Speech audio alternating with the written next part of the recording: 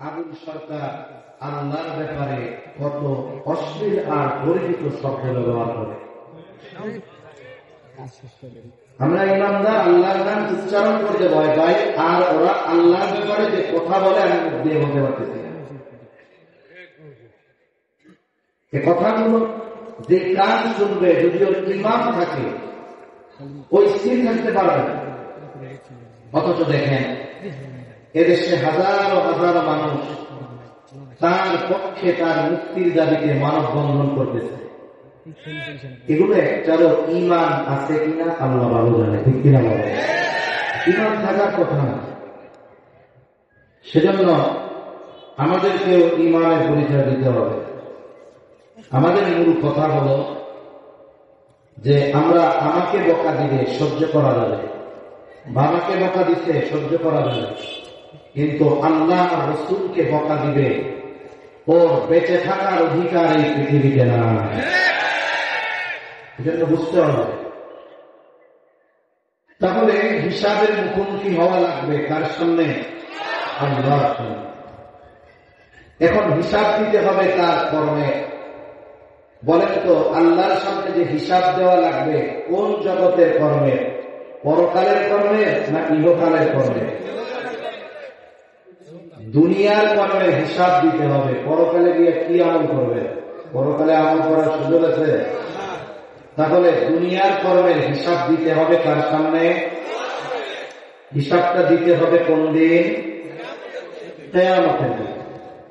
ও বলতেছে ডান হাতে যে আমলনামা পাবে সে বলবে, মূল কথাটা হলো এটা, আমি দুনিয়াতে এই ব্যাপারে দৃঢ় বিশ্বাস করতাম, এই ব্যাপারে আমার ঈমান ছিল যে আমি দুনিয়ায় যে কর্মগুলো করব এই কর্মের হিসাব দুনিয়ার কারো কাছে না দেওয়া লাগলেও আমার এই কর্মের হিসাব কিয়ামতে যার সামনে দেওয়া লাগবে তিনি কে? তার মানে ওই আল্লাহর বান্দা ডান হাতে যিনি আমলনামা পেয়েছেন তার কিয়ামত বা পরকাল নামক ওই গায়েবের উপরে ঈমান ছিল।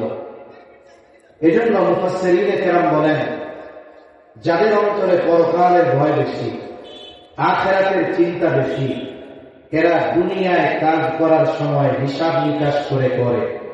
কারণ তার জানা আছে আমার এই দুনিয়ার কর্ম, কথা, আমল সব কিছুর হিসাব আল্লাহর সামনে দেওয়া লাগবে।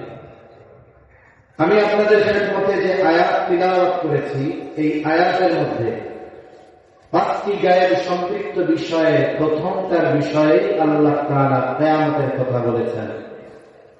আমাদের সবার কিয়ামতের উপরে বিশ্বাস আছে না? ছোটবেলায় আমরা যখন মক্তবে পড়ছি, আপনারাও হয়তো পড়ছেন, মক্তবে আমাদের অনেকগুলো কালিমা শিক্ষা দেওয়া হতো। কালিমায়ে তাইয়্যিবা, কালিমায়ে শাহাদাত, ঈমানে মুজমাল, ঈমানে মুফাসসাল, এই কালিমাগুলো জানা আছে সবার? আফসোস, অনেক মুসলমানের সন্তানদের যদি জিজ্ঞাসা করা হয় কালিমায়ে তাইয়্যিবা কত, ও এটা খায় না, মাথায় দেয়, মানে জানে না। কালিমায়ে তাইয়্যিবা জানি না, মুসলমানের সন্তান, ওরও জানি না বলতে লজ্জা লাগে না, আর সন্তান না জানার কারণে ওর আব্বা মাও লজ্জা পায় না।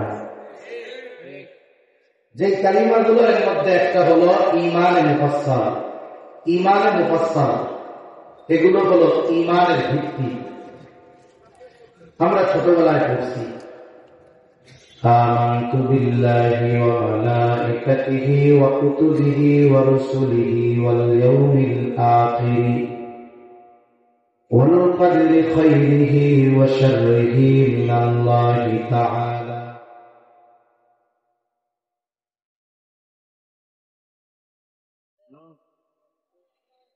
এক নম্বর, আমানতু বিল্লাহ, আমি ঈমান এনেছি আল্লাহ তাআলার উপর, ওয়া মালাইকাতিহি, আমি ঈমান এনেছি ফেরেশতাগণের উপর। 3 নম্বর, ওয়া কুতুবিহি, আমি ঈমান এনেছি আল্লাহ তাআলার নাযিলকৃত কিতাবসমূহের উপর। 4 নম্বর, ওয়া রুসুলিহি, আমি ঈমান এনেছি রাসূলগণের উপর। পাঁচ নম্বর ওয়াল ইয়াউমিল আখির, আমি ঈমান এনেছি আখিরাতের উপর। ছয় নম্বর ওয়াল কদরি খাইরিহি ওয়া শাররিহি মিনাল্লাহি তাআলা, আমি ঈমান এনেছি তাকদীরের ভালো মন্দ আল্লাহর তরফ থেকে হয় এটার উপর। সাত নম্বর ওয়াল বা'থি বা'দাল মাউত, আমি ঈমান এনেছি মৃত্যুর পরে পুনরায় জীবিত হওয়ার উপর। এই জায়গায় 7টি বাক্য আছে। কয়টি বাক্য? 7টি বাক্য। মুখস্থ আছে সবার? এটা ওলামায়ে কেরাম তালিবুল ইলম বাদে কাদের কাদের মুখস্থ আছে? কাদের করেন তো? ওলামায়ে কেরাম বাদে। মাশাআল্লাহ, আপনারা জিজ্ঞাসা করুন একজন, কারে জিজ্ঞাসা করা যায়? থাক, জিজ্ঞাসার দরকার নেই। কোন বিপদে পড়ে যায়? দেখা গেল মুখস্থ আছে, সবার সামনে বলতে গেলে ভুল হয়ে যেতে পারে। তখন হবে কি, যারা দাঁড়া করে এলাম সে লজ্জা পাবে, আমিও একটি কষ্ট বোধ করবো। জানা এইখানে 7টি বিষয়ের কথা আছে। কয়টি বিষয়?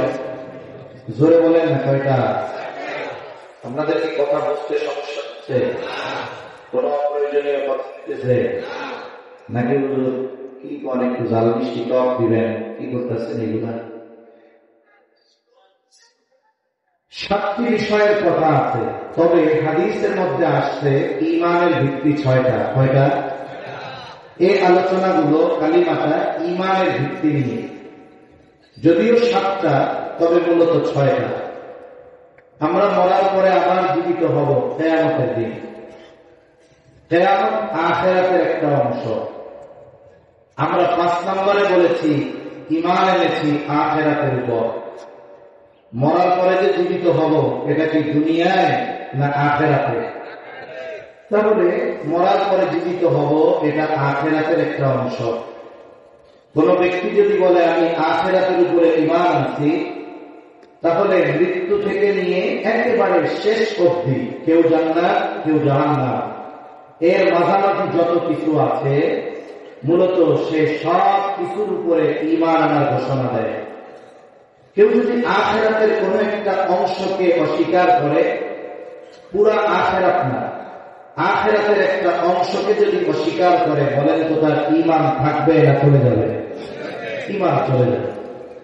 এই আখিরাতের অন্যতম গুরুত্বপূর্ণ একটি অংশ এটা হলো কিয়ামত। আখিরাতের গুরুত্বপূর্ণ অংশের নাম কি? জোরে বলেন। কিয়ামত। কিয়ামত এমন এক সত্য যে কিয়ামতের ওয়াদা দিয়েছেন আল্লাহ। ওয়াদা কে দিয়েছেন? আল্লাহ। আর কিয়ামত হবে, এটা সত্যায়ন করেছেন নবী রাসূলগণ। যখন আপনি কোন বিশেষ করে সরকারি কোন জায়গায় আবেদন করতে চান, আপনাকে কি বলা হয়? আপনি কোন গেজেটেড অফিসারের সত্যায়ন করায় নিয়েছেন, ছবিটা, কাগজটা করানো লাগে না? এটা দেখে আবেদন করার পরে যারা কাগজ দেখেন, বুঝে যে হ্যাঁ এই লোকটা ঠিক আছে, রাষ্ট্রীয় কোনো অপরাধের সাথে জড়িত নয়, কাগজগুলোকে সত্যায়ন করানো লাগে। আল্লাহ তাআলা যদি কোনো ওয়াদা দেন, এই ওয়াদার ব্যাপারে কারো সত্যায়ন করানোর দরকার নাই, কিন্তু এরপরেও বান্দাদেরকে বারবার আল্লাহ তাআলার ওই ওয়াদা যে সত্য, আল্লাহ তাআলার এই ওয়াদা যে সংগঠিত হবে, নবী রাসূলগণ উম্মতদেরকে এই কথা বারবার স্মরণ করায় দিয়েছেন যে এই দুনিয়া তোমার শেষ নয়, বরং দুনিয়ার কর্মের হিসাব পরিপূর্ণ যেই দিন দেওয়া লাগবে, ওই দিনের নাম কিয়ামত। আর ওই দিনের ওয়াদা দিয়েছেন আল্লাহ, আর ওই দিবসের সত্যায়ন করেছেন সব নবী রাসূলগণ। পবিত্র কোরআনুল কারীমের প্রসিদ্ধ একটি সূরার নাম হলো সূরা ইয়াসিন। এই সূরার মধ্যে আল্লাহ তাআলা কিয়ামতের কথা জানিয়েছেন। যে ব্যক্তি দুনিয়া থেকে চলে যায়, ওই যে কিয়ামতের আগ পর্যন্ত তার অবস্থান হবে আলমে বরজখে। স্বাভাবিকভাবে আমরা আমাদের ভাষায় বলি কবরে, কবর জগৎ। আলমে বরজখ বলেন বা কবর জগৎ বলেন, সহজার্থে কবর জগৎই বলি। আল্লাহ রাসূল সাল্লাল্লাহু আলাইহি ওয়াসাল্লাম বলেন, যখন কোন মানুষ মারা যায়, এই যে মৃত্যু থেকে নিয়ে ইয়াউমুল হাসর পর্যন্ত মানুষের ওই জগতে দুইটা পরিস্থিতি হয়। এক ধরনের মানুষ, তার কবর হয় রাউযাতুম মিন রিয়াদিল জান্নাহ, তার কবর হয় জান্নাতের একটা বাগান। আর এক ধরনের মানুষ, তাদের আলমে বরজখ ওই কবর জগৎ হয় জাহান্নামের একটা গর্ত। তাই এই কবরে এত আরাম, আয়েশ, শান্তি দুনিয়ার মানুষ দেখতে পারে না। আলমে বরজখ কেন বলা হয়? এটা হলো অন্তরালের এক জগৎ। ওই জগতে বাস্তবতা দেখার যোগ্যতা মানুষের নাই। আল্লাহ তাআলা এইরকম নজর আমাদের দেন নাই।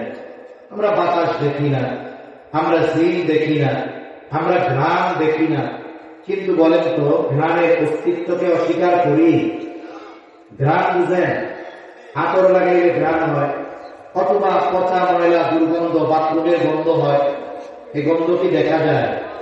যখন কোথাও তোমরা কোনো ব্যাড স্মেল পাই, খারাপ গন্ধ পাই, কি বলি না এই জায়গাটা অনেক খারাপ গন্ধ।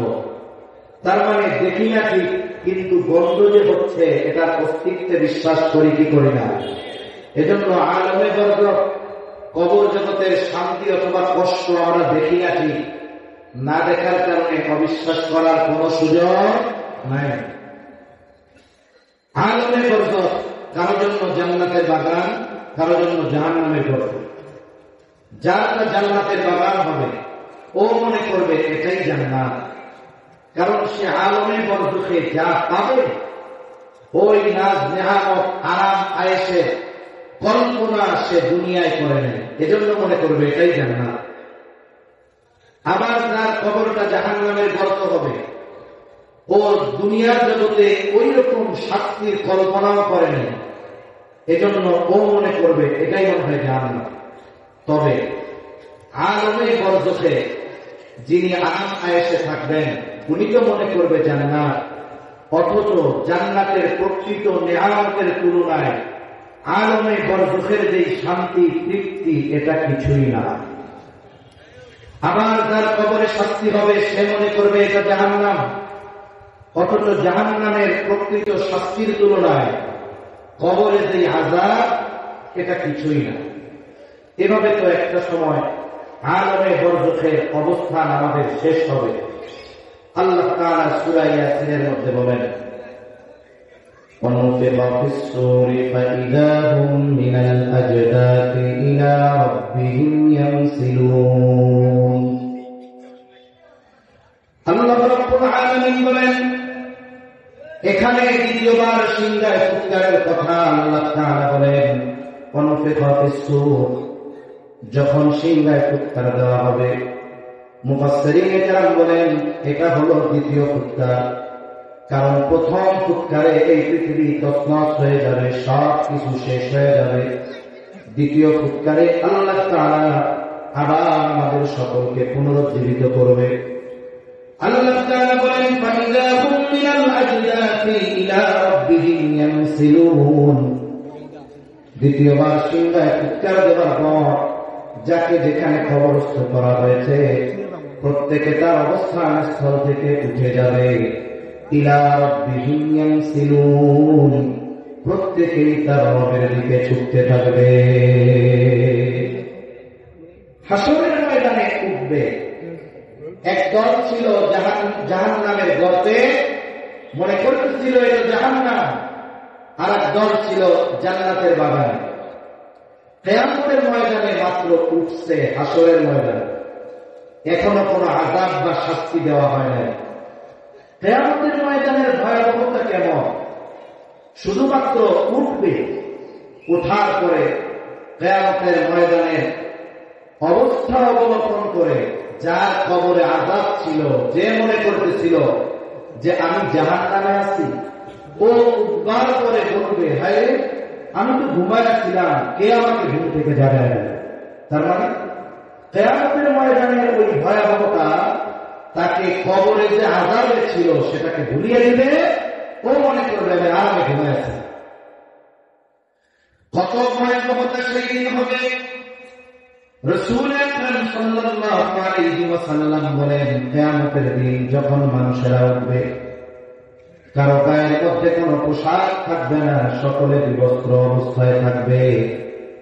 আয়েশা সিদ্দিকা রাদিয়াল্লাহু তাআলা আনহা জিজ্ঞাসা করলেন, ইয়া রাসূলুল্লাহ সাল্লাল্লাহু আলাইহি ওয়াসাল্লাম, নারী পুরুষ সকলে বিবস্ত্র থাকবে, হ্যাঁ, মানুষেরা কি লজ্জা পাবে না? একজন কি আরেকজনের দিকে তাকাবে না? নবীজি বলেন, নয়, সারা মানুষ এতটা ভীত চিন্তিত থাকবে যে একজন আরেকজনের দিকে তাকানোর বিষয়টা চিন্তাও করবে না। আল্লাহ রাব্বুল আলামিন বলেন, قالوا يا ويلنا من بعثنا من مرقدنا هذا ما وعد الرحمن وصدق المرسلون। কিয়ামতের ময়দানে যখন উঠানো হবে মানুষদেরকে, যে আলমে বরজে কঠিন শাস্তিতে ছিল সেও তার আযাবের কথা ভুলে যাবে। এই মানুষগুলো কি বলবে? আল্লাহ তাআলা জানায় দেন, তারা বলবে, ইয়া ওয়াইলানা মান বা'আথানা মিন মারকাদিনা। ছিল আযাবে, উঠে কি বলবে? হায় দুর্ভোগ, কে আমাদেরকে আমাদের অবস্থান স্থল থেকে জাগিয়ে দিল? জাগানো হয় কাকে? যে ঘুমিয়ে থাকে তাকে। তারা বলবে, মান বা'আথানা মিন মারকাদিনা, হায় দুর্ভোগ, কে আমাদেরকে আমাদের অবস্থান স্থল থেকে জাগায় দিল? এইবার মুমিনরা অথবা ফেরেশতারা জবাব দিবে, হাদা মা ওয়া'আদার রহমান ওয়া সাদাকাল মুরসালুন। মুমিনরা অথবা ফেরেশতারা বলবে, হাদা মা ওয়া'আদার রহমান, এটা হলো সেই দিবস যেই দিবসের ওয়াদা যিনি দিয়েছেন তিনি কে? এটাই হলো ইয়াউমুল কিয়ামা, এটাই হলো ইয়াউমুল হাসর, এটাই হলো ইয়াউমুল জাযা। এই দিবসের ওয়াদা আল্লাহ দিয়েছেন, ওয়াসাদাকাল মুরসালুন। আর এই দিবস যে বাস্তবায়ন হবে এর সত্যায়ন করেছেন আল্লাহর প্রেরিত নবী রাসূলুল্লাহ। মূল কথা হলো কিয়ামত সংঘটিত হবে, কোনো সন্দেহ নাই। এখন প্রথম প্রশ্ন, কিয়ামত সংঘটিত হবে সেটা কবে? সুনির্দিষ্ট সময়টা কখন, যখন কিয়ামত সংঘটিত হবে? এই কথার জবাব আল্লাহ তাআলা এই আয়াতে দিয়ে বলেন, ইন্নাল্লাহা ইনদাহু ইলমুস সাআহ। আল্লাহ তাআলা বলেন, নিশ্চয়ই আল্লাহর নিকটে এই ইলম, যে কিয়ামত কখন সংঘটিত হবে, এই ইলম দুনিয়ার আর কারো কাছে নাই, বরং কিয়ামত সংঘটিত হওয়ার সুনির্দিষ্ট ইলম একমাত্র যার কাছে তিনি কে? আল্লাহর নিকটে কিয়ামতের ইলম। কেন? তিনি আলিমুল গায়ব। এই পৃথিবীর আল্লাহ ব্যতীত কোন সৃষ্টি, হোক সে মানুষ হোক সে ফেরেশতা, আলিমুল গায়ব নয়। একমাত্র আলিমুল গায়ব কে? আপনাদের অঞ্চলে আছে কিনা আমার জানা নেই। আমাদের অঞ্চলে কিছু মানুষ আছে যারা নবীজিকে মহব্বত করতে করতে একটা পর্যায়ে বলে বসে যে আল্লাহ যেমন হাজির নাজির, নবীজিও তেমন হাজির নাজির। আল্লাহ যেমন আলিমুল গায়ব, নবীজিও তেমন আলিমুল গায়ব। জবান খুলে বলেন নাউযুবিল্লাহ। তার মানে এরা কি করে? এরা মূলত আল্লাহর সমকক্ষ হিসাবে নবীকে দাঁড় করিয়ে দেয়, আল্লাহর সাথে শিরকে লিপ্ত হয়ে যায়। অথচ নবী সাল্লাল্লাহু আলাইহি ওয়াসাল্লাম নিজে বলতেছেন যে আমি আলিমুল গায়ব না। এই ঝামেলা আপনাদের অঞ্চলে আছে নাকি? আছে? না থাকলে আলহামদুলিল্লাহ। তারা আল্লাহর নবীকে আলিমুল গায়ব, অথচ আলিমুল গায়ব কে বলে বলেন তো? প্রসিদ্ধ একটা হাদিস আছে, হাদিসের এক নাম হাদিসে জিবরিল, হাদিসের আরেক নাম উম্মুস সুন্নাহ। হাদিসে জিবরিল কেন বলা হয়? কারণ জিবরাইল আলাইহিস সালাম মানবাকৃতিতে জিবরাইল আলাইহিস সালাম আল্লাহর নবীর কাছে আসছেন। এই যে জিবরাইল আলাইহিস সালাম মানবাকৃতিতে আসছেন নবীর কাছে, এজন্য এই হাদিসের এক নাম হাদিসে জিবরিল, আরেক নাম হলো উম্মুস সুন্নাহ। কেন? বলে জিবরাইল আলাইহিস সালামের আসার উদ্দেশ্য হলো সাহাবা ইকরামকে দ্বীনের মৌলিক বিষয়গুলো শিক্ষা দেওয়া। এজন্য এই হাদিসের আরেক নাম হলো উম্মুস সুন্নাহ। এই লম্বা একটা হাদিস, এর কিছু অংশ একটু আপনাদের সাথে মুযাকারা করি। কষ্ট হচ্ছে না তো আপনাদের? যা করি না করি, আমার বাপদাদার কথা কিছু বলবো না, ইনশাআল্লাহ কোরআন হাদিসের কথাগুলোই বলার চেষ্টা করব। জিবরাইল আলাইহিস সালাম নবীজির কাছে আসছেন মানব আকৃতিতে। সাহাবা ইকরাম আছেন কিন্তু চিনতে পারেন নাই। নবীজি যতক্ষণ না তার পরিচয় জানিয়েছেন, নবীজির কাছে আসলেন জিবরাইল আলাইহিস সালাম। আসার পরে বেশ কয়েকটা প্রশ্ন করেছেন নবীজিকে। নবীজি জবাব দিয়েছেন, সাথে সাথে জিবরাইল আলাইহিস সালাম উত্তরগুলো সত্যায়ন করেছেন। এক নম্বর প্রশ্ন, নবী সাল্লাল্লাহু আলাইহি ওয়াসাল্লামকে জিবরাইল আলাইহিস সালাম জিজ্ঞাসা করেন, আখবিরনি আনিল ইসলাম। জিবরাইল আলাইহিস সালাম বলতেছে, আপনি আমাকে ইসলামের ব্যাপারে বলেন, ইসলাম কি জিনিস, ইসলামের ব্যাপারে খবর দেন। আপনাদের যদি সবার জানা থাকে জবান খুলে জবাব দিবেন, কার্পণ্যতা করবেন না। বলেন তো ইসলামের ভিত্তি কয়টা? আরো ধরে বলেন কয়টা? নবীজি সাল্লাল্লাহু আলাইহি ওয়াসাল্লাম এই পাঁচটার কথা বললেন। দ্বিতীয় প্রশ্ন জিবরাইল আলাইহিস সালাম করলেন, আখবিরনি আনিল ঈমান। আপনি আমাকে ঈমানের ব্যাপারে বলেন, ঈমান কি জিনিস। একটু আগে আপনাদের বলছি, দেখি কার কার স্মরণ আছে। বলেন তো ঈমানের ভিত্তি কয়টা? ছয়টা। জোরে বলেন কয়টা? আরো জোরে কয়টা? আজকে থেকে আর আমরা ভুলবো না যে ঈমানের ভিত্তি কয়টা। জোরে বলেন। নবীজি এই ছয়টার কথা বললেন। একটু আগে শুনাইছি, আমানতু বিল্লাহি ওয়া মালাইকাতিহি ওয়া কুতুবিহি ওয়া রুসুলিহি ওয়াল ইয়াউমিল আখিরি ওয়াল কদরি খাইরিহি ওয়া শাররিহি মিনাল্লাহি তাআলা। এই ছয়টা। আর ওয়াল বাকি বাদাল মাউত, সেটা ওয়াল ইয়াউমিল আখিরের মধ্যে অন্তর্ভুক্ত। বলেন এই হিসাবে ঈমানের ভিত্তি কয়টা? আমার কোন নবীজি এই ছয়টা বিষয়ের কথা বললেন। এরপরে নবীজিকে প্রশ্ন করা হলো, আখবিরনি আনিল ইহসান। আপনি আমাকে ইহসানের ব্যাপারে বলেন, ইহসান কি জিনিস। নবীজি সাল্লাল্লাহু আলাইহি ওয়াসাল্লাম জবাব দিলেন, আন তা'বুদাল্লাহা কা'আন্নাকা তারাহু ফাইন লাম তাকুন তারাহু ফাইন্নাহু ইয়ারাকা। নবীজি বলেন, তুমি এমন ভাবে আল্লাহ তাআলার ইবাদত করবে কেমন যেন তুমি তাকে দেখতেছ।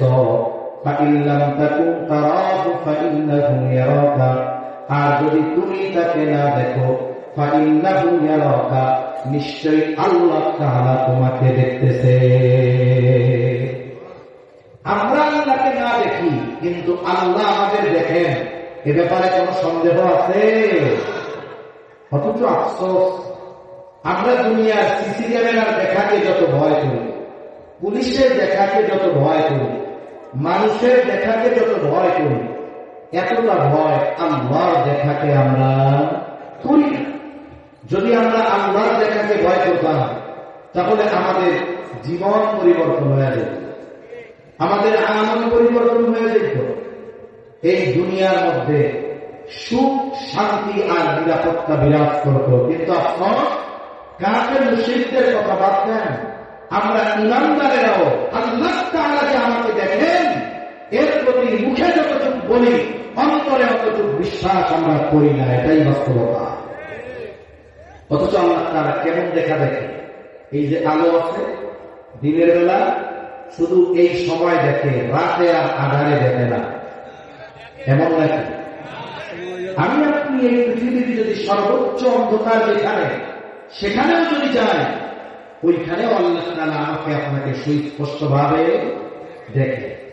আল্লাহ তাআলা শুধু আমাদের বাহিরে দেখেন তা নয়, বরং আল্লাহ তাআলা আমাদের অন্তরে কি আছে দুনিয়ার কেউ না জানলেও, দুনিয়ার অত্যাধুনিক মেশিনে যদি আমার ঢুকে দেওয়া হয়, আমার দেহের কোন অর্গান কতটুকু অসুস্থ মোটামুটি সব রিপোর্ট আকারে বের হয়। কিন্তু আমার দিলে যদি কোনো কথা থাকে, দিলে যদি কোনো চিন্তা থাকে, দুনিয়ার কোন মেশিন আছে ওই কথা প্রিন্ট করে বের করতে পারবে? অথচ আমার অন্তরে কি আছে এটার খবর দুনিয়ার কেউ না জানলেও যিনি জানেন তিনি কে? আরো বলে বলেন কে?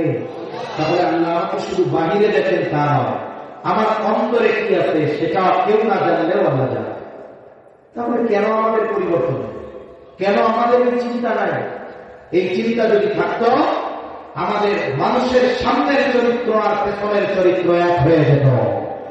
আমার আপনার চরিত্র রাতের আধারে যেমন, দিনের আলোতেও তেমন হয়ে যেত। কিন্তু অফসোস আমার আপনার ক্যারেক্টার মানুষের সামনে একরকম, সিসি ক্যামেরার সামনে আর এক রকম, প্রশাসনের সামনে আর এক রকম, আর এইগুলোর পেছনে আর এক রকম। ঠিক কিনা বলেন? এরপরে নবীজিকে প্রশ্ন করা হলো, আপনি আমাকে কিয়ামতের ব্যাপারে খবর দেন, কিয়ামতের ব্যাপারে বলেন, কিয়ামত কখন সংঘটিত হবে? নবীজি প্রশ্নের জবাবে বললেন, মাল মাসউলু আনহা বিআলামা মিনাস সাইল।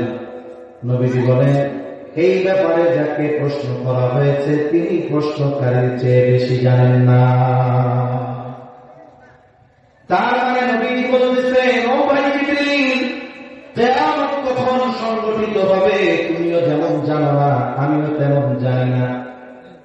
এইবার জিবরাইল আলাইহিস সালাম বললেন, তাহলে আপনি আমাকে কিছু আলামতের ব্যাপারে বলেন। এই হাদিসের মধ্যে নবী সাল্লাল্লাহু আলাইহি ওয়াসাল্লাম দুইটা আলামতের কথা বলেছেন। যদিও এগুলো বলা আমার উদ্দেশ্য ছিল না, যতটুকু বলা উদ্দেশ্য ততটুকু বলা হয়ে গেছে। যেহেতু আলোচনার সাথে সংযুক্ত এজন্য বলতেছি। দুইটা আলামতের কথা নবীজি বলেছেন, এর মধ্যে একটার বিষয় আমরা একটু আলোচনা করি।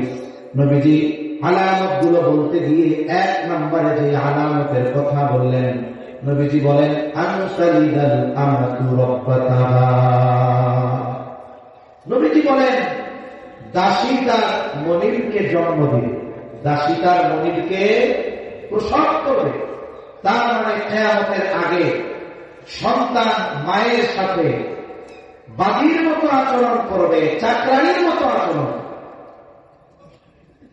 এর ব্যাখ্যায় মুহাদ্দিসিনে কেরাম কয়েকটি বিষয়ের কথা বলেন। আমি একটি বিষয় আপনাদের সাথে বলি। আমরা অনেক সময় আলোচনার মধ্যে শুনে থাকি পাশ্চাত্য কালচার, পশ্চিমা সংস্কৃতি বা ওয়েস্টার্ন কালচার, যাই বলেন না কেন, পশ্চিমা সভ্যতা যাই বলেন না কেন, আমাদের দেশে যারা সেকুলার ইসলাম বিদ্বেষী যারা, এরা অনেক সময় বলে যে ইসলাম যদি কোনোদিন প্রতিষ্ঠিত হয় তাহলে আমরা ইউরোপ আমেরিকার চাইতে অনেক পেছনে পড়ে যাব। তা আমরা যদি উন্নতি অগ্রগতির সর্বোচ্চ শিখরে পৌঁছাতে চাই কি দরকার? বলে আমাদেরকে পশ্চিমাদের অনুসরণ করতে হবে। তার মানে পশ্চিমা কালচার আমাদেরকে ধারণ করতে হবে, ওটাকে সমাজে বাস্তবায়ন করতে হবে। এই পশ্চিমা কালচার এটা সভ্যতার নামে সর্বোচ্চ অসভ্যতা আর নোংরামিতে ভরা। কত নোংরামি! ওইখানে যদি উভয়ের সম্মতি থাকে, নারী অথবা পুরুষ উভয়ের যদি সম্মতি থাকে, সম্পর্কের ক্ষেত্রে যদি এমন হয় উভয়ের সম্মতি আছে, তাহলে ছেলে মায়ের সাথে, বাবা মেয়ের সাথে, ভাই বোনের সাথে যদি উভয়ের সম্মতি থাকে, এরা যদি দেনা ব্যভিচারে লিপ্ত হয়, ওয়েস্টার্ন কালচারে এটা অপরাধ বলে বিবেচিত হয় না। নাউজুবিল্লাহ কইলেন না? এত আস্তে কইছেন নাউজুবিল্লাহ? জবান খুলে বলেন নাউজুবিল্লাহ। চিন্তা করে দেখেন, মুসলিম সমাজে একজন যত বড় বেনামাজি হোক, যত বড় পাপাচার হোক, যত বড় পাপে সে লিপ্ত হোক, বলেন তো এই ধরনের বিষয় সে চিন্তাও কখনো করবে। অথচ ওই সমাজে যদি উভয়ের সম্মতি থাকে, এতে কি বলে? ছেলে বলে আমি মায়ের চাহিদা পূরণ করেছি, বাবা বলে আমি মেয়ের চাহিদা পূরণ করেছি, ভাই বলে আমি বোনের চাহিদা পূরণ করেছি। তাহলে ওই কালচার কত নিকৃষ্ট, কত অশ্লীল, কত ঘৃণিত, এটা চিন্তাও করা যায় না। ঠিক কিনা বলো? মুসলিম সমাজের এই বিষয়গুলো সর্বোচ্চ ঘৃণিত। তবে আফসোস, মুসলমানরা মায়ের সাথে এমন আচরণ করে না, কিন্তু মায়ের সাথে সর্বত্র অসৎ আচরণ করে, মায়ের হক নষ্ট করে, মায়ের সাথে খারাপ ব্যবহার করে। এমন ঘটনা যারা আছে, বাচ্চার বয়স 2 বছর 2.5 বছর, এই সময় বাবা মারা গেছে। মা শুধুমাত্র বাচ্চার চেহারার দিকে তাকায়, অন্য কোথাও বিবাহ বন্ধনে আবদ্ধ হন নাই, অন্যের বাড়িতে কাজ করে মানুষের কটু কথা শুনে ওই সন্তানটাকে লেখাপড়া শিখিয়েছেন। সন্তানটা ঢাকায় গেছে, এখন উচ্চ শিক্ষিত হয়েছে, অনেক টাকা পয়সার মালিক হয়ে গেছে। ওই সন্তানের মা প্রত্যন্ত অঞ্চলে গ্রামে এক কুড়ে ঘরের মধ্যে মানুষের কাছে চেয়ে চিনতে খায়, অসুস্থ হলে চিকিৎসা পায় না, ক্ষুধার্ত অবস্থায় কাটায় পরিমাণ মতো খাওয়া পায় না। অথচ যেই সন্তানের জন্য তার এত ত্যাগ, এত কষ্ট, ওই সন্তান ঢাকা শহরে 5 তলা 7 তলা বাড়ির মালিক। আফসোসের ব্যাপার, যেই মা সন্তানের জন্য এত ত্যাগ স্বীকার করলেন, ওই সন্তানের 5 তলা 7 তলা বাড়ি গাছতলায় এই বৃদ্ধ মায়ের জায়গা হয় না। আরো কত হৃদয় বিদারক কথা আছে। মা ঘরে পড়ে গেছে, তার লোককেও বনিত হয়ে গেছে, সন্তানেরা মাকে সেবা করতে চায় না, এখন মাকে বোঝা মনে হয়। এইবার ভাইয়েরা পরামর্শ করে মাকে বৃদ্ধাশ্রমে দিয়ে আসছে। আবার এমনও জালেম আছে এই দুনিয়ায়, ছেলের বাসায় মা থাকে, বলে যেই বেলা মা ঘর মুছে দেয়, কাপড় ধুয়ে দেয়, ওই বেলা মায়ের কপালে খাবার জুটে। বার্ধক্য আর অসুস্থতার কারণে যদি ওই মা ঘরের কাজ না করতে পারে, তাহলে ওই বেলায় ওই মায়ের কপালে খাবার জুটে না। এজন্য মায়ের সাথে বাবার সাথে অসৎ আচরণ, খারাপ ব্যবহার, এটা কিয়ামতের অন্যতম আলামত। মনে রাখতে হবে, কিয়ামতের আগে হয়তো এই ধরনের আচরণ মা বাবার সাথে বাড়বে, তবে খবরদার রংপুরবাসী, এই ধরনের আচরণ যেন মা বাবার সাথে আমার আপনার দ্বারা কখনো সংগঠিত না হয়। মনে রাখবেন, মা বাবার সাথে যদি কেউ খারাপ আচরণ করে, এটা কত বড় পাপ। আল্লাহ তাআলা তার ইবাদতের পরপর মা বাবার সাথে সদাচরণের কথা বলেছে, ওয়া'বুদুল্লাহ ওয়া লা তুশরিকু বিহি শাইআ ওয়া বিল ওয়ালিদাইনি ইহসান। আল্লাহ তাআলা তার ইবাদত করবার পরপরই মা বাবার সাথে সদাচরণের কথা বলেছে। এজন্য হাদিসের মধ্যে নবীজি সাল্লাল্লাহু আলাইহি ওয়াসাল্লাম বলেন, আল্লাহ তাআলা প্রত্যেকটা পাপের শাস্তি দেওয়ার ক্ষেত্রে বিলম্ব করেন। তার মানে আল্লাহ তাআলা মৃত্যুর পর থেকে শাস্তি দেওয়া শুরু করবে। তবে কয়েকটা পাপ আছে যেগুলোর শাস্তি আল্লাহ দুনিয়ায় থাকতে দেওয়া শুরু করেন। এগুলোর মধ্যে প্রথম ও প্রধান পাপ, যেটার শাস্তি আল্লাহ দুনিয়ায় থাকতেই দেওয়া শুরু করেন, সেটা হলো মা বাবার সাথে অসৎ আচরণ। এজন্য খবরদার, মা বাবার সাথে খারাপ আচরণ কিয়ামতের আলামত। 2 নম্বর, দুনিয়াতে থাকতেই এই শাস্তি আল্লাহ তাআলা তাকে দেওয়া শুরু করবে। তখন যেই কারণে হাদিসটা আমি আপনাদের খেদমতে বলেছি যে কিয়ামত কখন সংগঠিত হবে নবীজিও জানেন না, জিবরাইল আলাইহিস সালামও জানেন না। কিয়ামত সংগঠিত হওয়া সুনির্দিষ্ট সময় একমাত্র যিনি জানেন তিনি কে? আরো জোরে বলেন, কে? আল্লাহ। তবে নবী সাল্লাল্লাহু আলাইহি ওয়াসাল্লাম অনেকগুলো আলামতের কথা জানিয়ে দিয়েছেন। আমি আপনাদের খেদমতে এই আলামতগুলো থেকে 6টি আলামত সম্পৃক্ত একটা হাদিস পাঠ করেছি। খুবই ইম্পর্টেন্ট একটা হাদিস। নবী সাল্লাল্লাহু আলাইহি ওয়াসাল্লাম বলেন, 6টি বিষয়ের কথা বলেছেন। এই 6টি বিষয় সংগঠিত না হওয়া পর্যন্ত কিয়ামত সংগঠিত হবে না। এই 6টি বিষয়কে আমি আপনাদের বলবো। অধৈর্য হয়ে যাবেন না তো? সারা রাত্রি আমরা থাকবো? আপনারা থাকলেও আমি থাকবো না, আমি থাকলেও আপনারা থাকবেন, তাই না? যেহেতু আমিও যাওয়ার দলে, আপনারাও যাওয়ার দলে, মধ্যবর্তী কিছু সময় আমরা একটু দিনই কথা শুনি, কিছু চিন্তার খোরাক বাড়িতে নিয়ে যাই, তাহলে আশা করা যায় আল্লাহ যদি চায় আমাদের মধ্য থেকে একজন ভাই যদি কথাগুলো নিয়ে চিন্তা করে, একটু জীবনের গতিপথ ঘুরিয়ে দেয়, ওই ভাইয়ের কারণে হয়তো আমাদের আখিরাতে নাজাতের ওসিলা হতে পারে। قال رسول الله صلى الله عليه وسلم لا تقوم الساعة حتى يقبض العلم। নবীজি সাল্লাল্লাহু আলাইহি ওয়াসাল্লাম বলেন, ততক্ষণ পর্যন্ত কিয়ামত সংঘটিত হবে না যতক্ষণ না ইলম উঠিয়ে না নেওয়া হবে। তার মানে কিয়ামতের আগে আল্লাহ তাআলা ইলম উঠায় নেবেন। স্বাভাবিকভাবে অনেকে মনে করে কিয়ামতের আগে আল্লাহ ইলম উঠায় নেবেন মানে মনে হয় কোরআন হাদিস আল্লাহ উঠায় নেবে। এজন্য আমাদের গ্রাম অঞ্চলে ছোটবেলায় আমরা গল্প শুনতাম, মুরব্বীরা বলাবলি করত যে কিয়ামতের আগে আল্লাহ তাআলা কোরআন হাদিস উঠায় নেবে, কিন্তু মূল কথা হলো ইলম আল্লাহ উঠায় নেবে। তারা বলতো এই কারণে, কারণ কোরআন আর হাদিস হলো ইলমের মূল উৎস। তা গল্পে গল্পে বলতো যে ইলম আল্লাহ কেমনে উঠায় নেবে, বলতো এক রাত্রে সবাই ঘুমায় থাকবে, সকালবেলায় উঠা দেখবে কোরআন হাদিসে কোনো লেখা নেই।